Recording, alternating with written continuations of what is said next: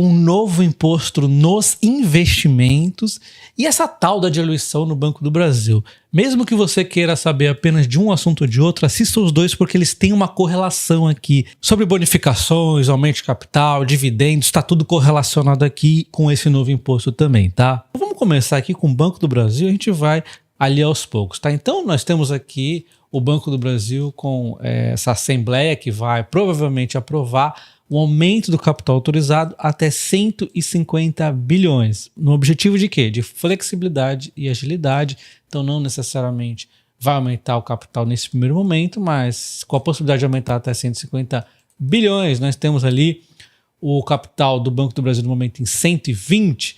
Isso equivale então a uma possibilidade de aumentar o capital em 30 bilhões.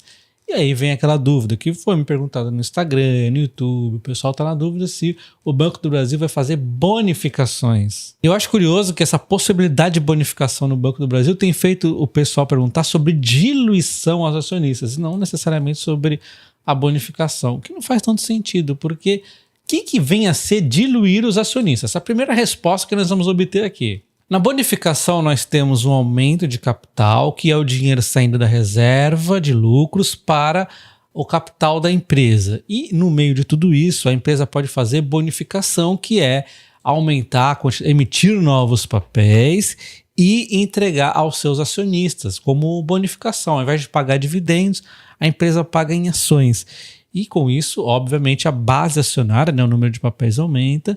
E aí alguns chamam de diluição, mas não faz o menor sentido. Por quê? Se você tem as ações e você mantém as ações, você não está sendo diluído. Todo mundo está ganhando as ações na mesma proporção. Ora, se a bonificação é de 10%, eu tenho 100 ações, eu vou ganhar 10 ações. Se eu tenho 1 milhão de ações, eu vou ganhar 100 mil. Se eu tenho 10 ações, eu vou ganhar uma ação. Então não existe diluição. Todo mundo, depois da bonificação, continua tendo a mesma proporção de ações da empresa. Como vocês devem saber, a bonificação, assim como os dividendos, existe uma datacom, né? E aí o que acontece? Quando você dorme com as ações na datacom da bonificação, você ganha o direito a receber as ações e aí logo na sequência você tem essas ações bonificadas ali do dia que o banco informar, né? Então, por exemplo, se o Banco do Brasil tem uma bonificação no dia 2/3, eu durmo com as ações nesse dia, X dias depois eu vou lá e tenho minhas 10%, por exemplo, de ações extras que eu ganhei por conta da bonificação. O que pode eventualmente causar uma diluição dos acionistas é quando essa oferta de ação ela não vem da reserva de lucros e vem via chamada de capital, como o Banco ABC faz. Isso não tem problema, já vou chegar lá, tá? E fica em aberto. Talvez o Banco do Brasil, embora eu ache improvável, ele possa fazer ali uma chamada de capital para você subscrever as ações, pagar uma determinada quantia e aí o banco aumentaria o capital via um recurso vindo dos investidores. E aí é óbvio, né, pessoal? Se o dinheiro vem dos investidores e nem todos os investidores subscrevem, quem não subscreveu ficou diluído, né? Agora, quando aumenta o capital, como é na maioria das vezes, como o Banco Bradesco costuma fazer, vem da reserva de lucros, o dinheiro da empresa continua na empresa, aquela bonificação padrão que eu comentei com vocês ainda há pouco, e aí não existe diluição nenhuma. Ou seja, todos os investidores na data antes da bonificação têm X ações, depois da bonificação tem X ações mais Y que foi bonificado, né? O que é diferente quando tem uma chamada de capital, que os investidores põem dinheiro, porque quem não põe acaba sendo diluído. Só que vamos entender direito, será que é ruim necessariamente isso? Quando o aumento de capital acontece, como o Banco ABC, como a Itaúsa costuma fazer, de um percentual pequeno, eu acho super bacana, porque na verdade a possibilidade dos acionistas que já têm ação comprar, subscrever as ações a um preço menor do valor de mercado. Então eu acho super bacana, só que você vai ter que ter um percentual pequeno, né? O que acaba muitas vezes sendo ruim para o investidor é quando uma empresa faz um aumento de capital, sei lá, por exemplo, de 20%, e muitas vezes quando ele faz um aumento de capital de níveis tão altos assim é porque está precisando, está com dívida, está com alguma coisa, e aí realmente acaba não sendo tão bom. Mas quando é esse aumento de capital que o mercado já está acostumado, de percentuais pequenininhos, é uma possibilidade de comprar ações a preços menores. Eu acho super interessante. No fim do dia, sempre depende de como é essa oferta de ação, né? Vocês lembram que empresas que fazem oferta de ações grandes normalmente estão com algum enrosco e tem toda aquela dificuldade, queda das ações, né? Mas enfim, quando a gente fala de fundos imobiliários é outra questão, a gente tem que avaliar o que está sendo subscrito, se não está abaixo do PVP, são outras questões ali, né? Mas no caso das ações, não é um evento que acontece tão recorrente.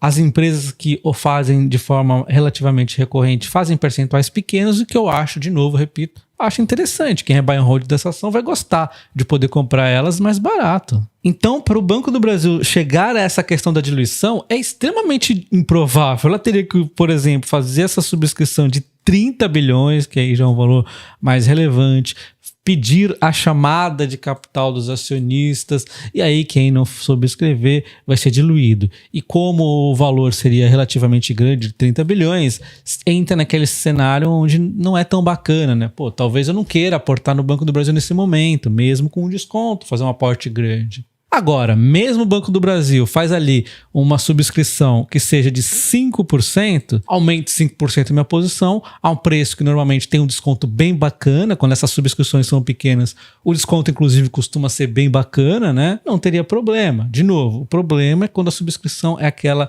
já para realmente a empresa está precisando de bem mais recursos, faz uma subscrição grande, o desconto não é tão grande, você tem que fazer uma compra pesada ali para não ser diluída. Aí é uma outra questão que a gente tem que analisar caso a caso, tá?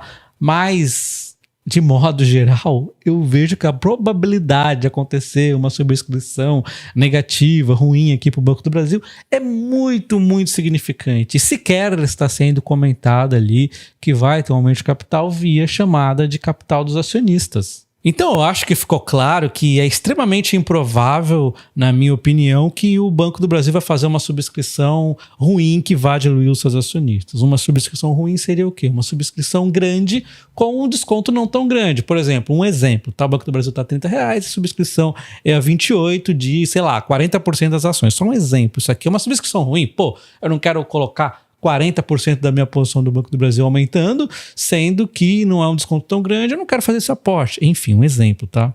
Mas, ainda assim, imaginando que o improvável aconteça, essa subscrição aconteça dessa forma aleatória que eu estou falando aqui, que vá ser ruim para os acionistas, que serão diluídos quem não subscrever, e você não quer subscrever, ainda assim, não é tão relevante assim. O Banco do Brasil tem X papéis, você não vai subscrever, você vai continuar com a mesma quantidade de papéis, enquanto nós teremos mais ações do Banco do Brasil, ou seja, você é diluído.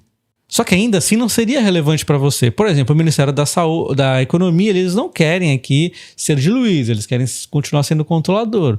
Enquanto outros acionistas, vamos supor uma empresa menor que tem aqui, sei lá, 10% da ação XPTO. Pô, esse cara não quer ser diluído, ele quer continuar tendo 10% da empresa, então para ele ser diluído é ruim.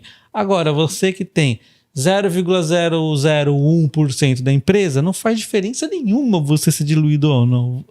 Você é irrelevante na base acionária da empresa, tá? Então a diluição é muito superestimada, não faz diferença para os pequenos investidores, cara. O que importa é o seguinte: essa subscrição é boa ou não? Mas enfim, qual o grande benefício da bonificação, que é incontestável? Não tem como alguém falar, não, eu não concordo com isso, porque existe ponto final.